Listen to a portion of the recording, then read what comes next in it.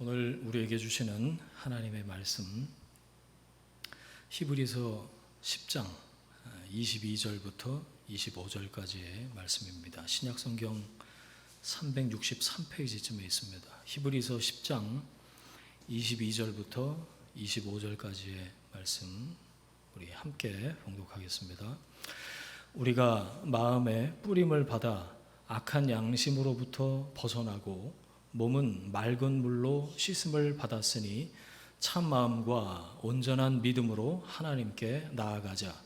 또 약속하신 이는 믿으시니 우리가 믿는 도리의 소망을 움직이지 말며 굳게 잡고 서로 돌아보아 사랑과 선행을 격려하며 모이기를 패하는 어떤 사람들의 습관과 같이 하지 말고 오직 권하여 그날이 가까움을 볼수록 더욱 그리하자.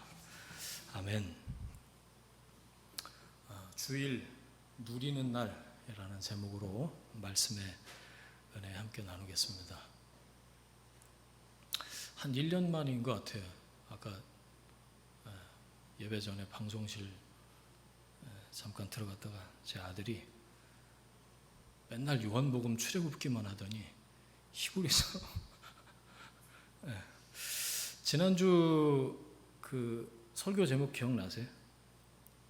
안식일 사랑하는 날이었습니다.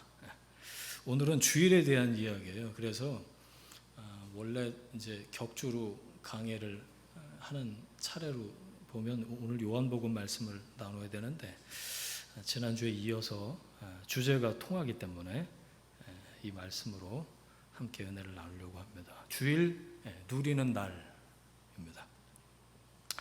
이 주일이라는 말 많이 듣고 우리가 입에 또 많이 회자하고 뭐 예수 믿는 사람들, 교회 다니는 사람들 입에 붙이고 사는 단어 중에 하나인데 주일이라는 말 뜻이 주인 주자의 날일자잖아요. 우연히 그래서 일요일 여기 또 경상도 분들 일요일 뭐 이렇게 발음을 하시던데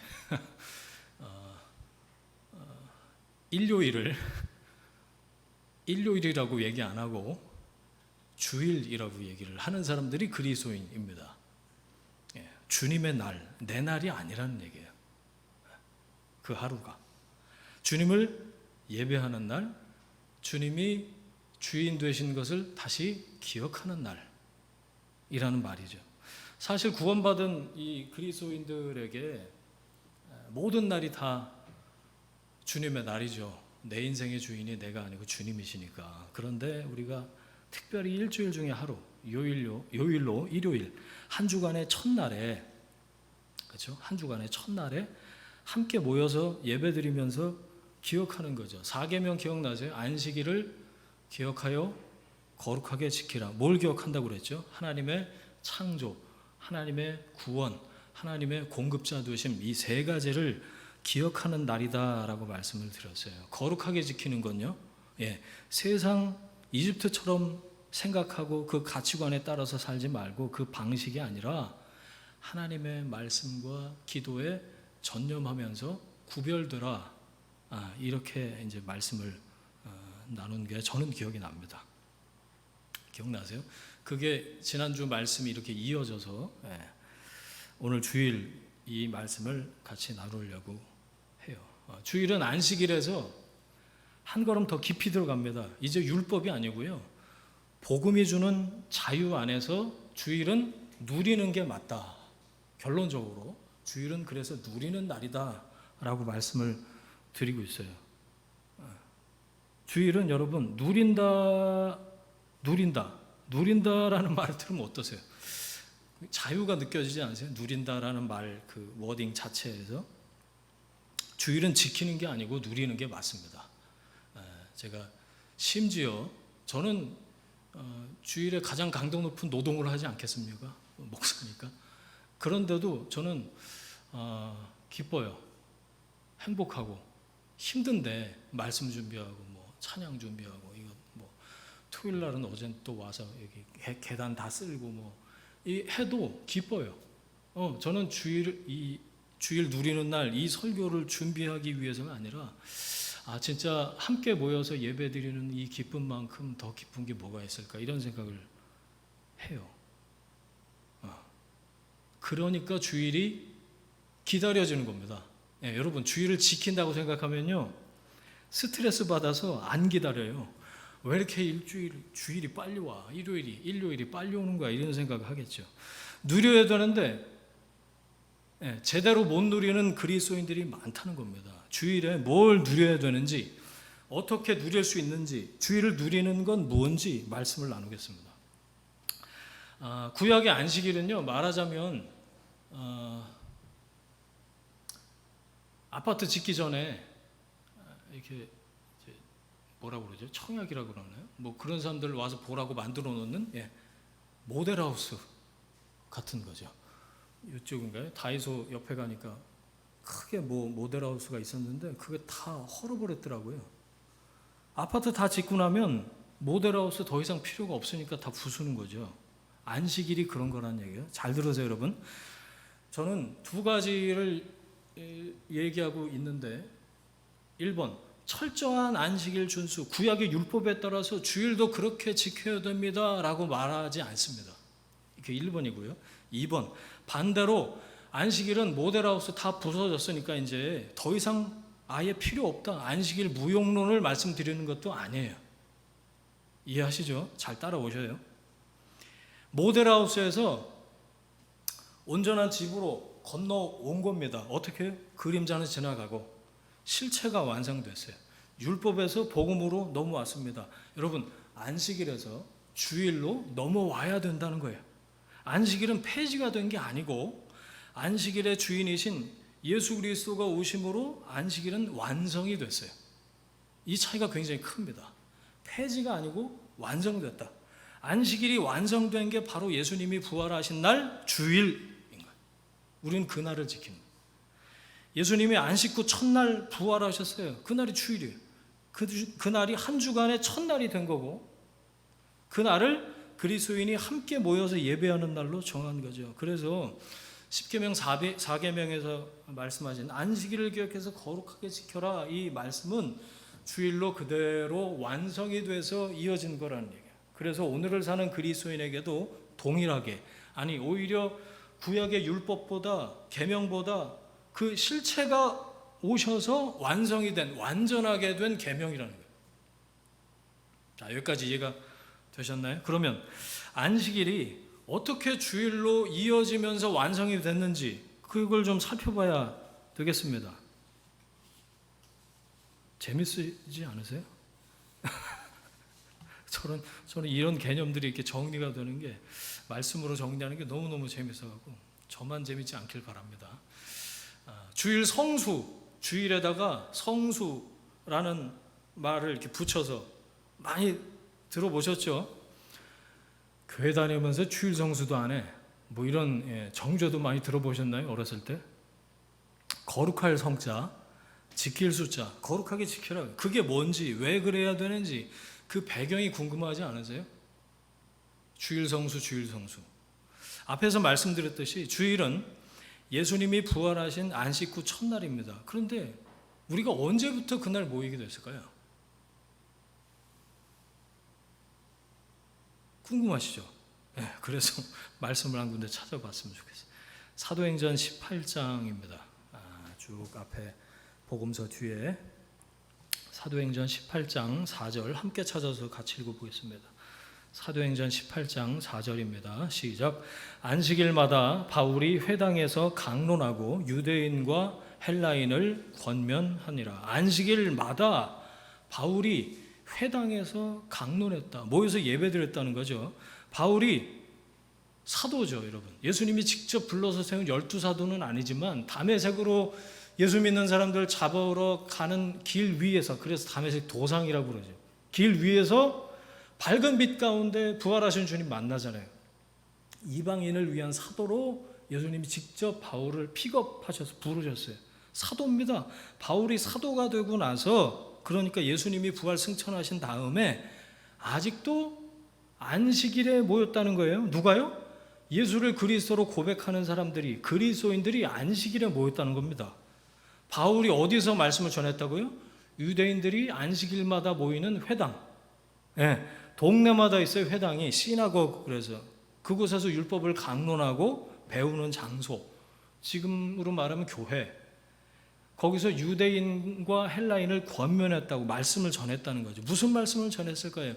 유대교의 랍비들처럼 모세오경을 풀었을까요? 그것도 했겠지만 그것보다도 예수가 그리스도라고 그 말씀을 전했을 겁니다. 바울이 어디에서요?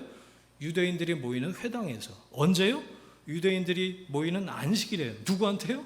유대인과 헬라인, 그리고 아직 유대교 안에 포함된 그리스도인들에게. 이해가 되시죠? 말씀 한 군데 더 찾아볼게요. 바로 그 뒤인데요. 사도행전 20장입니다. 20장 7절이요. 같이 읽어보겠습니다. 그 주간의 첫날에 우리가 떡을 떼려 하여 모였더니 바울이 이튿날 떠나고자 하여 그들에게 강론할새 말을 밤중까지 계속하며.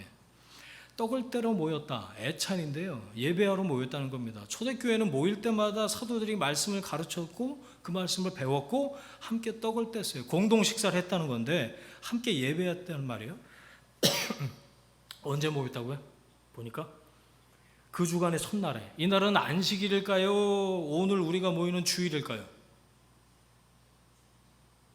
그 주간의 첫날은 정확하게 우리가 지금 모여서 예배드리는 주일을 말합니다. 자, 그러면 정리하면 이렇게 돼요. 예수를 그리스도라고 고백하는 사람들의 공동체, 오늘날로 말하면 교회가 18장에는 안식일에 모였고 20장에는 주일에 모였답니다. 무슨 말이죠? 이틀 다 모였다는 거예요. 초대교회 공동체는. 자, 이제 우리 교회는 그래서 토요일도 모이고 일요일도 모입니다. 아, 힘들어. 벌써 그런 생각 드세요? 네. 자, 사도시대, 그냥 너무 한 말이고요. 사도시대, 이제 막 예수님이 부활하시고 처음 교회가 생겼을 그때 지금과 같은 기독교라는 게 없었죠. 전부 다 유대교였습니다. 바울까지 포함해서. 모든 신자들은 굳이 분류를 하자면 유대교 신자였던 거예요. 바리새인 서기관들하고 같이. 그런데 그들 중에 예수를 믿게 된, 예수가 그리스도다라고 고백하는 사람들이 생겨난 거죠. 그런데 유대인들은 그 사실을 받아들이지 않은 거예요. 아직 메시아가 오지 않았어. 예수가 무슨 그리스도야. 그 두 부류가 같이 안식일에 모여서 예배를 드렸다는 거예요. 정체성은 분명한 확연한 차이가 있었는데도 불구하고 말이죠. 그래서 예수를 그리스도라고 고백하는 사람들이 안디옥 교회, 예루살렘 교회 그 다음에 생긴 교회가 안디옥 교회인데 안디옥 교회에서 그리스도인이라고 불리기 시작했죠. 바로 이때부터 예수를 그리스도로 믿고 따르는 사람들, 이 사람들이 점차 유대교회에서 분리되는 형태를 띠기 시작했어요. 자, 같은 안식일에 같은 회당에서 모이다가 같은 안식일에 다른 회당에서 모이다가 점점 아예 안식 후 첫날 예수님이 부활하신 날에 따로 모이기도 했다는 거예요. 18장에는 안식일에 모였다가 20장에는 주일에 모였다가 이게 같이 공유가 되다가 점점 분리가 되기 시작했다는 거죠. 이해가 되시죠? 그러나 자, 외부에서 보기에 특히 로마 정부에서 볼 때는 야, 니들 다 똑같은 거 아니야? 이렇게 본 거죠. 뭐 크리스찬, 그리스도 추종자들, 그리스도인이라고들 너희들을 부르나 본데 그래봐야 너희들은 유대교의 한 분파에 지나지 않지 않냐? 그런 거죠. 예수 안 믿는 사람들은 지금도 여러분 통무슨교나 신천모식이나 하나님의 교회 어쩌구나 뭐 정통교회나 장로교회 뭐 성결교 감리교회 다 비슷한데 다 같은 데라고 생각을 합니다. 거기도 교회라고 붙이고요. 성경을 공부한다고 하고 십자가 내다 걸고 그러니까 잘 모르는 사람들은 다 똑같다고 봐요. 그러는 것처럼 로마 정부에서는 그리스도인들을 유대교 안에 한 종파로 이해를 했다는 거예요. 그리스도인들이 그래서 생각을 한 겁니다. 이러다가는 갈수록 혼란만 늘겠구나. 정체성은 완전히 다른데 이렇게 구별되지 못한 상태로 머물면 안 되겠구나. 예배하는 날을 따로 만들자. 같은 날, 즉 안식일에 예배를 드리러 모이니까 이렇게 갈수록 혼란이 증폭이 되니 예배하는 날을 따로 만들자. 그래서 안식 후 첫날, 예수님이 부활하신 날에 모이자. 지금의 주일을 예배 드리는 날로 정한 거죠. 그날 모여서 예수님의 부활을 기억하고 그날 모여서 예배를 드리자. 그래서 사도행전 20장 아까 보셨잖아요. 그 주간 첫날 주일에 그리스도인들이 따로 모이기 시작한 거죠. 그리스도인들은 이 날을 주일, 주님의 날, 주님이 주인 되시는 날, 주님의 주인 되심을 기억하는 날이라고 불렀습니다. 주일이 성경 어디에 나올까요? 처음. 주일이 로마 카톨릭에서 종교개혁하면서 생겨난 날이 아니고요. 성경에 분명히 나와요. 예수님의 갑자기 성경 퀴즈. 예수님의 12제자 중에 순교를 당하지 않고 자연사했던 것으로 추정되는 사람이 한 사람 있습니다. 누굴까요? 요한복음의 저자 사도 요한입니다. 반모섬으로 유배를 당해요. 거기서 환상 중에 주의 말씀 성령께서 보여주시는 것을 보고 기록한 게 요한 계시록이죠. 계시록 1장 10절 주의 날에 내가 성령에 감동되어 내 뒤에서 나는 나팔 소리 같은 큰 음성을 들으니 계시록 1장 10절이에요. 주의 날에 사도 요한이 환상을 통해서 계시록 말씀을 받던 날, 이 날이 주의 날 주일이었습니다. 이때부터 주일이라는 표현이 성경에 기록되기 시작한 거예요. 성경에 주일이라는 말이 나와요. 자, 그러면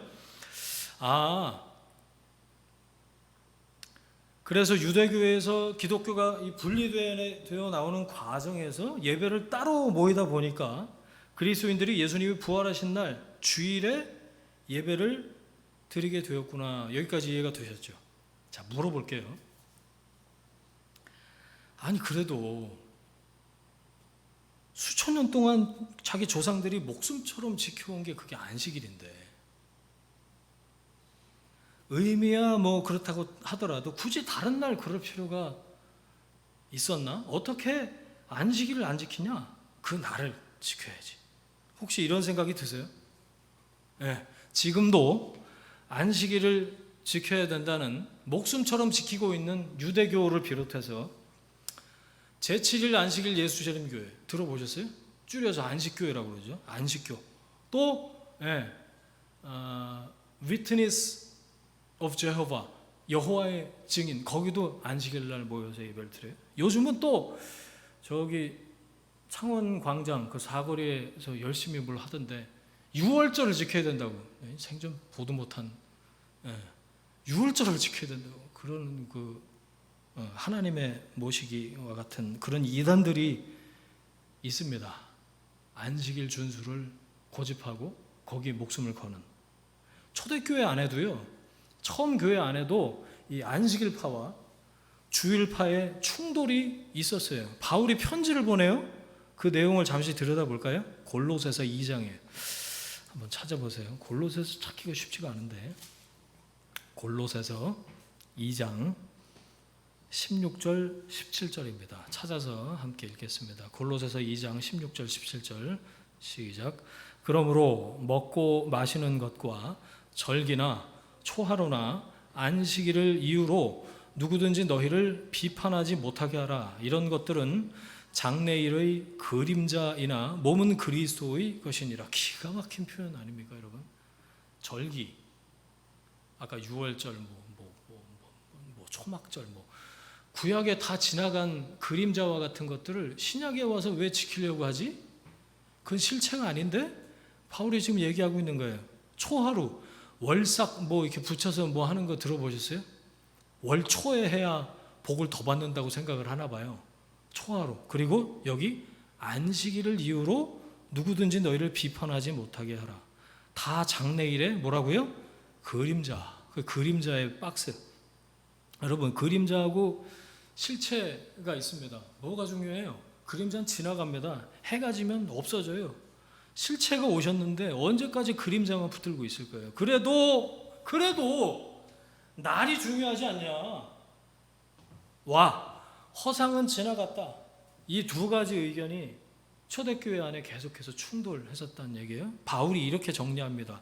로마서 14장 5절. 어떤 사람은 이 날을 저 날보다 낮게 여기고 어떤 사람은 모든 날을 같게 여기나니, 여기기가 중요해요. 각각 자기 마음으로 확정할지니라. 옳은 게 뭔지 분별하고 각각 자기 마음으로 확정해라. 몰아붙여서 율법적으로 그렇게 하라라고 못 박은 게 아니라는 거예요. 자, 보세요. 바울이 로마에 붙인 편지예요. 로마서가. 왜 이렇게 말했을까요? 이 기록이 성경에 왜 남았을까요? 날짜 자체가 중요한 게 아니라는 겁니다. 안식일도 그렇고 주일도 마찬가지예요. 그 날이 품고 있는 가치, 방향이 중요한 거지, 그 날을 중요하게 여기면 그 날이 뭐가 되죠? 우리 지난주에 책 나눔 했잖아요. 그 날이 우상이 되는 거예요. 여러분, 주일도 우상이 될 수 있어요. 이해하시죠? 여러분, 그러면 우리는 어떤 의미에서 주일을 거룩하게 그리고 새롭게 지켜야 될까요? 예수님이 부활하신 날을 기억하면서 그날에 모여서 예배를 드리는 건데, 자, 구약의 안식일은 아직 예수님이 오시지 않으셨어요. 이 땅에. 그걸 초림이라고 그러는데, 예수님의 초림을 기다리면서 지키는 날로서의 의미가 있었어요. 구약의 안식일은. 근데 신약의 주일은요, 다시 오실 예수 그리스도, 예수님의 재림을 기다리면서 모이는 겁니다. 여러분, 이 날을 우리가 의도적으로 이렇게 구분해 놓지 않으면 우리는 세상에 다 파묻혀서 다 까먹어버리고 다 잊어버리고 맙니다. 이게 무슨 말인지 이해하시죠, 여러분? 욕망에 묶여서요, 새까맣게 다 잊어버립니다. 자기가 주인인 줄만 알고 살아요. 일주일 중에 이날만은 주님의 주인 되심을 다시 기억하고 주님을 예배하는 날로 거룩하게 구별해서 지키자는 거예요. 자, 또 하나 중요한 게 있어요. 다 같이 한번 찾아볼게요. 요한복음 20장입니다. 요한복음 20장 26절입니다. 요한복음 20장 26절 같이 읽어보겠습니다. 여드레를 지나서 제자들이 다시 집안에 있을 때에 도마도 함께 있고 문들이 닫혔는데 예수께서 오사 가운데 서서 이르시되 너희에게 평강이 있을지어다 하시고, 부활하신 주님이요, 두려워 떠는, 왜? 이제 예수님 어디 가셨는지 안 보이고 뭐 부활을 지금 확신하지 못하는 도마도 그 자리에 있었고, 그래서 두려워 떨고 있는 거죠. 나타나셨어요. 문이 닫혔는데 예수님 오셨어요. 그래서 말씀하십니다. 뭐라고요? 너희에게 평강이 있을지어다. 자, 평강이 뭐죠, 여러분? peace. 근심 걱정이 없는 걸 평강이라고 할까요? 몸과 마음이 편안한 상태를 평강이라고 할까요? 성경에서 말하는 평강은 관계가 회복되는 걸 말합니다. 첫 번째, 하나님과의 관계가 정상적으로 회복되는 것, 그게 평강의 첫 번째. 다시 이어지는 거 얘기해요. 제가 뭐 문자를 보낼 때나 뭐 어디 글 올릴 때나 이렇게 통화할 때도 종종 그러는데 자주 사용하는 인사말이 있어요. 평안하십니까? 평안하셨습니까? 그 말에는 이런 뜻이 있어요. 하나님과의 관계가 여러분 정상적으로 연결되어 있으십니까? 라고 물어보는 거예요. 평안하십니까? 평안하셨습니까? 그리고 자신과의 관계, 영혼과 몸의 평화가 지속되고 계십니까? 그걸 여쭤보는 거예요. 또 타인과의 관계, 피조물들과의 관계는 화목하십니까? 이걸 한마디로 물어본 거예요. 심오한 말이었습니다. 평안하십니까? 그 말을 히브리어로 한 단어, 샬롬, 홀리스틱, 전인적인 평강, 평화. 인간의 모든 문제가 하나님과의 단절에서부터 오는 거죠. 그걸 부활하신 예수님이 두려워 떠는 제자들에게 임하셔서 말씀하시는 거예요. 너희에게 평강이 있을지어다. 하나님과의 올바른 관계를 회복하라는 부활하신 주님의 첫 번째 말씀이에요. 부활하신 주님이 평강을 말씀하시던 그 날이 바로 십자가 사건이 있고 며칠이요? 8회를 지나서, 즉 안식 후 첫날 주일이었다는 겁니다. 예, 주일에 주님이 오셔서 평강을 선포하고 계세요. 그 밑에 보세요. 22절. 이 말씀을 하시고 그들을 향하사 숨을 내쉬며 이르시되 성령을 받으라. 성경에 하나님이 숨 쉬는 것처럼 표현된 장면이 2군데가 나오는데 맞춰보세요. 하나님이 언제 숨을 쉬셨죠? 창세기에 인간을 만드실 때 흙으로 사람을 빚으시고 그 코에 생기를 하고 불어넣으셨어요. 그죠? 그러자 흙덩이였던 사람이 생령이 됐다. 산영이 됐다라고. 하나님의 형상을 입게 된 거예요. 그런 의미에서 인간은 물질이 아닙니다. 흙덩어리가 아니에요. 영적인 존재. 그런데 죄가 들어오면서부터 그 하나님의 형상이 깨어지고 망가지고 하나님과 단절이 됐죠. 살아있는 영, 산 영이 죽게 되었다는 거예요. 하나님과의 단절. 그런데 부활하신 예수님께서 십자가의 대속으로 우리 죄값을 다 지불하시고 우리를 구속하신 다음에 예수님을 주님으로 고백하는 제자 공동체, 교회 가운데 오셔서 마치 하나님께서 그 옛날 창세기에 흙으로 사람을 빚고 그 코에 숨을 불어넣으셨듯이 숨을 내쉬면서 22절 그죠? 말씀하신 거예요.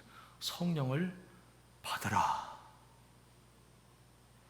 인간의 몸을 입고 오신 예수님, 그 하나님이 인간을 재창조, recreation 하는 장면입니다. 인간의 죄로 망가졌던 모든 것들을 새롭게 하시는 하나님의 재창조. 이 재창조의 사건, 인간이 할 수 있는 게 아니라는 거죠. 우리가 우리 자신을 어떻게 재창조합니까? 못해요. 창조가 그 자체로 완성된 하나님의 역사였던 것처럼 이 재창조 역시 예수 그리스도가 홀로 완성하신 구원의 역사라는 거죠. 자, 여러분 그렇다면 우리가 매 주일을 어떻게 맞아야 되는지 이 본문에 나와 있어요.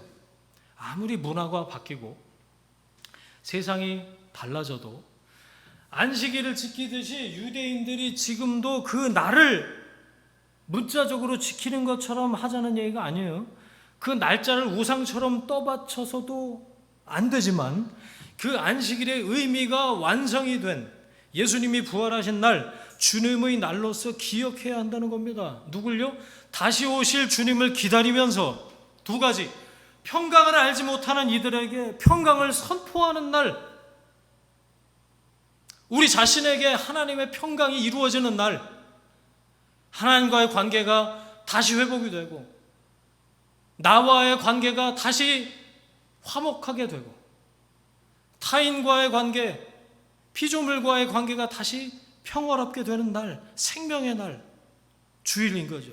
하나님과의 관계가 온전히 회복이 되고 우리가 재창조되는 날. 그래서 우리가 성령과 진리 안에서 이날 함께 모여서 예배 드리는 거죠. 그래서 주일과 예배가 이렇게 연결이 돼요. 여러분, 주일에 예배 드릴 때마다 내가 주인이 아니라는 걸 여러분 깨달으십니까? 깨닫고 계십니까? 여러분은 새롭게 되고 있으세요? 회복을 경험하고 계십니까? 말씀을 듣고 은혜를 받으면서 하나님의 생명이 여러분에게 공급되시길 축원합니다. 그래서 영혼에서부터 차오르는 평안이 여러분에게 풍성하시길 주의 이름으로 축원합니다. 그 생명의 기운이 여러분을 다시 쉬게 하고 회복시키시고 새롭게 하시는 줄 믿습니다. 여러분, 그리스도인이요, 그래서 주일을 하찮게 여기면 자기 그리스도인으로서 자기의 가치가 하찮게 되는 거예요. 주일이 날 자체가 중요하다고 말씀드리는 게 아니에요. 우리가 함께 모여서 예배 드리는 날을 소중하게 여길 때 거기에서부터 흘러나오는 그 생명의 기운으로 그리스도인의 삶이 세상의 메시지가 되어야 된다 라는 얘기죠. 일요일마다 뻔질나게 어디 가서 모이기는 하는데 저 사람들이나 우리나 다를 바가 없네. 그러면 우리 안에 있는 그 평강의 기운, 하나님과의 회복된 그 하나님의 형상이 잘 드러나지 못하고 있는 거죠. 저는 그래야 한다라는 데 방점을 두고 싶지 않습니다. 우리가 정말 이 주일에 모여서 예배할 때 하나님의 임재 안에, 하나님 주시는 그 은혜 안에 잠기고 있는가? 날 자체가 아니라 그 날이 담재하고 있는 하나님의 마음, 예수님의 주인 되심을 기억하고 주님 앞에 함께 엎드려 예배하고 하나님 안에서 쉬고 회복되고 변화되는 날로서의 주일, 여러분 그 주일을 누리는 날로 경험하는 게 그래서 중요해요. 기억하십시오. 주일은 쉼과 관계의 회복을 누리는 날입니다.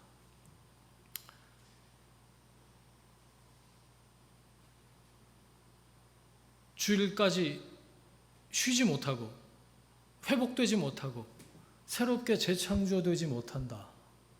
문제가 심각한 겁니다. 사실 주일을 어떻게 보내야 되는지 고민하는 그리스도인들이 별로 없어요. 제가 보니까 교회를 다니기만 하지 그리스도인으로서의 정체성이 희미해졌다는 뜻이기도 합니다. 자, 언제나 극단이 문제가 된다고 생각해요. 세 가지를 말씀드려볼게요. 어디에 해당되는지 한번 생각해 보세요. 주일 성수를 너무 자유롭게 자기 편의에 따라서 생각하는 쪽이 있어요. 야, 삶 전체가 예배인데 뭐, 이 말 어떻게 생각하세요? 삶 전체가 예배인데 뭐 야외로 나가서, 특히 이제 봄 가을로 날씨 좋을 때는 야외로 나가서 주 하나님 지으신 모든 세계 이런 거 부르면 그냥 그게 야외 예배요.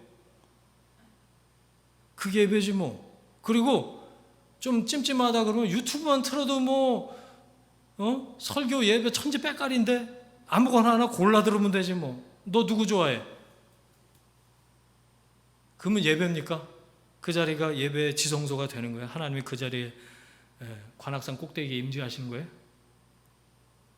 성경적인 가이드라인을 따르지 않고 내가 편한 대로 내 편의대로 한다. 그건 성수가 아닙니다.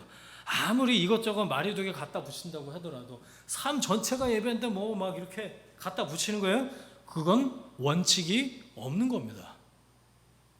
두 번째, 지나치게 원칙론에 붙잡힌 생각도 있어요. 자, 국가에서 치르는 중요한 시험이 주일에 잡혀 있다고 합시다. 예를 드는 거예요. 그런데 난 그 시험을 꼭 봐야 되고 어떻게 하시겠습니까? 왜 공적인 시험을 공휴일에 주일에 치르냐? 헌법소원 하시겠습니까?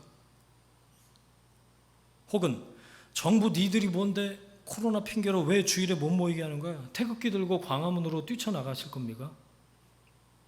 3번, 이것과는 약간 다른데 이런 생각도 있어요. 주일을 지켜야 복 받는 거야. 김 집사 딸 봐봐. 고3인데도 주일 한 번도 안 빼먹으니까 좋은 대학 갔잖아. 우리 집에 잘 안 풀리는 건 내가 자꾸 주일에 놀러 가서 그런가 봐. 지난번에 우리 집 아저씨 집사인데 일요일에 산에 갔다가 인대 끊어졌잖아. 일부 예배라도 찍고 갈 걸 그랬어. 그러면 안 다쳤을 텐데. 제가 커다랗게 세 가지를 말씀드렸는데 약간씩 발을 담그고 계세요? 아니면 짐작하셨듯이 세 가지 모두 성경적인 주일 성수의 방식이라고 말할 수가 없어요. 그럼 뭐냐? 드릴게요. 주일 성수의 성경적인 가이드라인을 드립니다. 잘 들으세요, 여러분. 주일은 주님의 날입니다. 이 대전제부터 세우는 거예요. 내가 편의대로 나의 유익을 위해서 사용하는 날이 아니다. 그날은 그리스도인들이 공동체로 함께 모여서 예배하면서 말씀과 기도에 전념하는 날, 하나님의 주인 되심을 기억하는 날이다. 특별한 상황이 아닌 이상 정해놓은 주일 예배 시간은 지킨다. 저는 이 지킨다는 말이 주일을 누리는 날로 생각하면, 그렇게 받아들인다면 저절로 지켜지지 않을까 그런 생각이 들어요. 기대하고 기다리는 거 아니에요. 그래서 토요일은요 여러분, 주일을 준비하는 날입니다. 그러니까 일찍 주무셔야 돼요. 주일에 와서 이 예배 시간에 좋을 만한 컨디션을 가지고 오시면 안 돼요. 일찍 취침하세요. 몸 준비하시라는 말이에요. 마음 준비하셔야 됩니다. 하나님을 만나는 예배 시간을 사모하는 거예요. 우선순위를 여기에 두는 거죠. 늦을 수가 없어요. 그러면 그렇죠? 그리고 어제 말씀인가요? 지난주 내내 그 고린도후서 우리 묵상하면서 그 말씀 봤잖아요.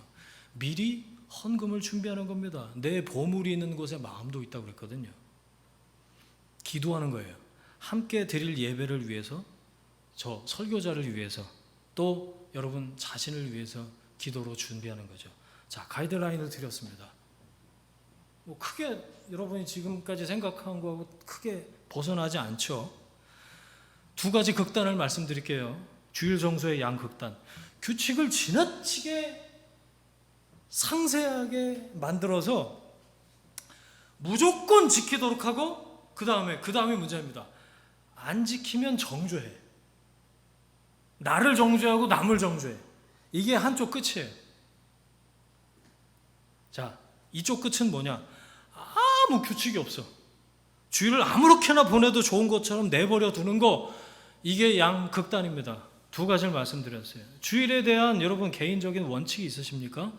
세부적이지 않아도 괜찮아요. 없으면 이 말씀을 들으면서 지금 만드세요. 머릿속으로. 언제 만드시려고? 지금 만드세요. 그리고 그 개인적인 원칙을 지키세요. 예를 들어봅니다. 토요일은 뭐 저한테는 어렸을 때부터 지금까지 주일을 준비하는 날이어서 예전엔 그랬는데 토요일만 되면 이렇게 운동화를 깨끗하게 제 손으로 빨아서 부뚜막이라고 그러죠. 거기다 이렇게 탈탈 떨어서 거꾸로 이렇게 얹어놓고 말르라고 부뚜막에. 그 다음에 집사님 기억나세요? 옛날에 500원짜리 지폐 있던 거. 그거 토요일만 되면 다리미로 직접 다려갖고 봉투에 넣어서, 지금은 뭐 500원짜리 지폐가 없어서 뭐 지금은 그렇게 하지는 않지만 저는 언제나 주일을 기점으로 중심으로 생각하고 살았어요. 뭐 목사가 아닐 때도 그랬고요. 여러분은 어떠십니까? 어떤 원칙들이 있으세요? 주일에는 자기가 섬기는 교회 예배에 절대 빠지지 않는다, 이런 원칙을 갖고 계신 분이 예전에 있으셨는데, 그러니 뭐 주일은 절대로 어디를 안 가세요. 어디 멀리 출장을 갔다가도 주일 새벽이라도 돌아와서 예배 자리를 지키시더라고요. 그렇다고 그분이 율법적으로 안 하면 벌 받을 것 같아서, 혹은 그래야만 복 받을 것 같아서 강박적으로 날짜를 지키셨나? 아니요, 전혀 그렇지 않았어요.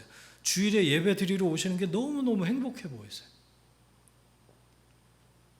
여러분, 주일 성수 이렇게 해야지 구체적인 지침은 누가 어떻게 하라고 정해줄 수가 없어요. 그래서도 안 되고요. 저는 그렇게 생각합니다.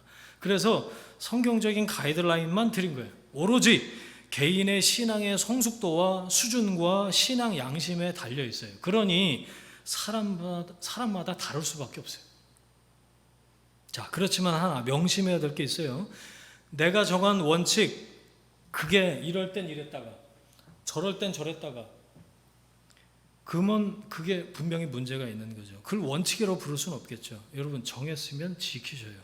지킬 것을 지킬 때 비로소 누릴 수가 있습니다. 느슨한 주일 성수의 습관은 영적 생활을 악화시킬 뿐입니다. 자신이 정한 원칙에 대해서 타협은 없어요. 그리고 또 하나, 사람마다 다를 수밖에 없다고 말씀드렸잖아요. 그러니까 속으로 저 사람은 왜 저래? 그러실 필요가 없어요. 그 사람은 자기가 알아서 할 거예요.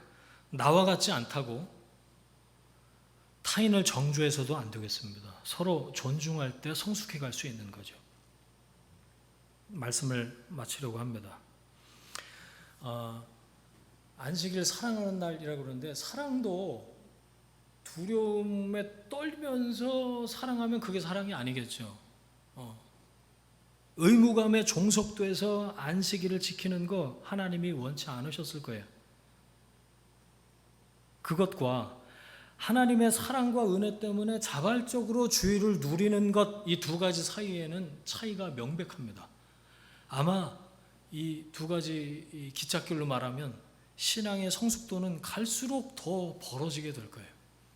율법적으로 그 날에 해야 되는데 못 해갖고 또 막 스스로를 정죄하고 비판하고 괴로워하고 이러면서 안식일 이럴 이유가 없다는 거죠, 여러분. 자발적으로 주일은 누리는 날이라고 했지.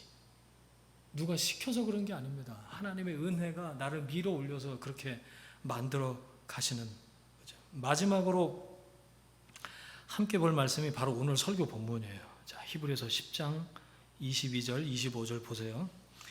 주일에 모여서 예배할 때 거기 보세요. 악한 양심으로부터 벗어나게 됩니다. 양심이요, 그대로 있지 않아요. 네, 옮겨 다닙니다. 양심도. 예배할 때, 모여서 예배할 때 악한 양심으로부터 벗어나게 돼요. 예배는요, 참 마음과 온전한 믿음으로 하나님께 나아가는 게 예배죠. 자, 함께 모여서 우리가 믿고 고백하는 도리, 우리가 신앙 고백하잖아요. 사도신경으로. 그 소망을 굳게 잡는 겁니다. 얼마나 중요합니까? 이런 것들을 안 하고 그냥 산다고요? 네.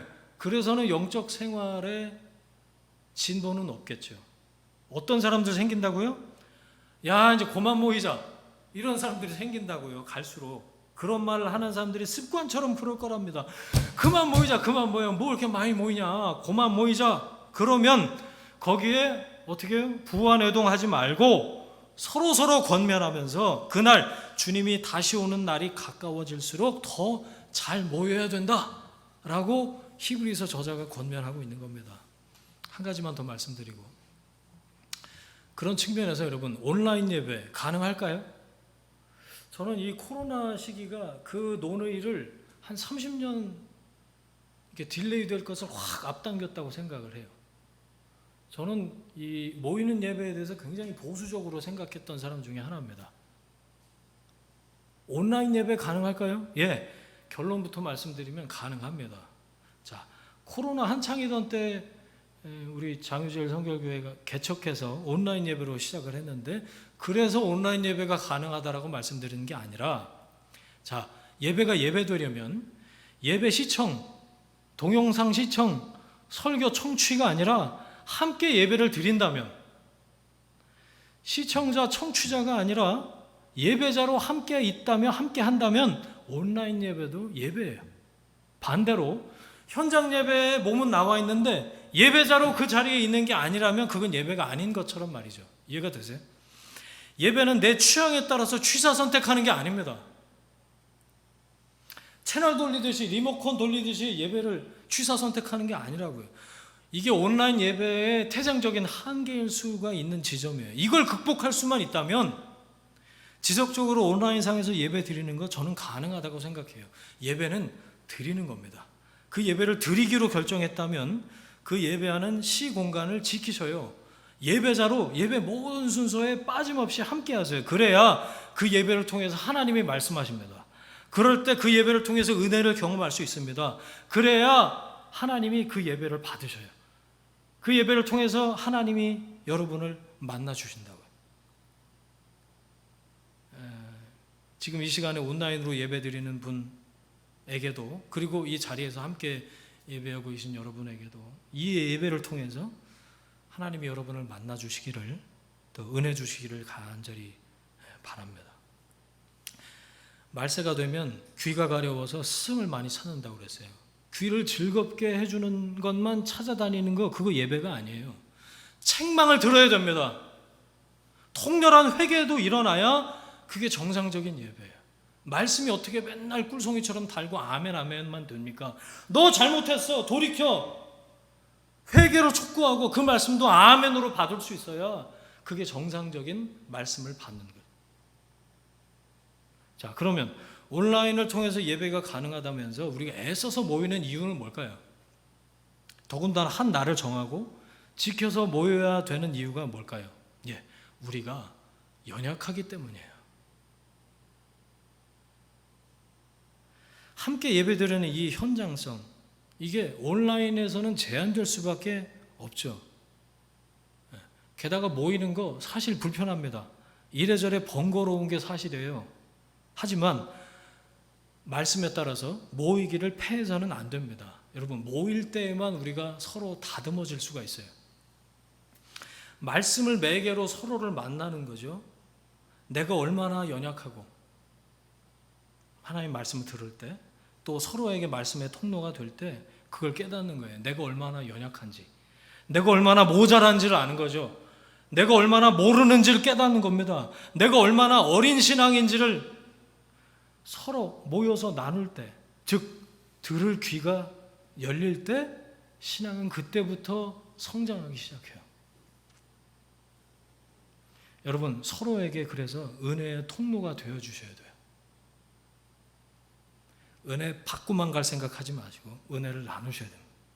하나님 나에게 주신 은혜를 그래서 서로에게 흘려보내는 이 거룩한 공동체가 연약한 우리 서로를 살아나게 하는 거죠. 여러분, 주일은 자유를 누리고 사랑을 누리고 영적인 특권을 누리는 날입니다. 그리스도 안에서 하나님께서 주신 좋은 것들을 마음껏 누리는 날이죠. 예배 공동체로 우리가 서로를 만나는 날이에요.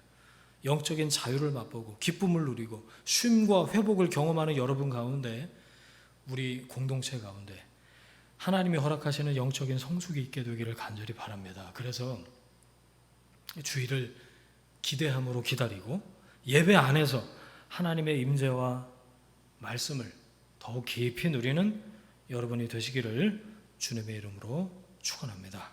아멘. 함께 기도하겠습니다. 이 시간에 우리가 주일을 거룩하게 지키는 것, 누리는 것에 대한 말씀을 들었습니다. 주일을 누리지 못하도록 만드는 것들 내려놓겠다고 여러분 결단하고 기도하시면 좋겠어요.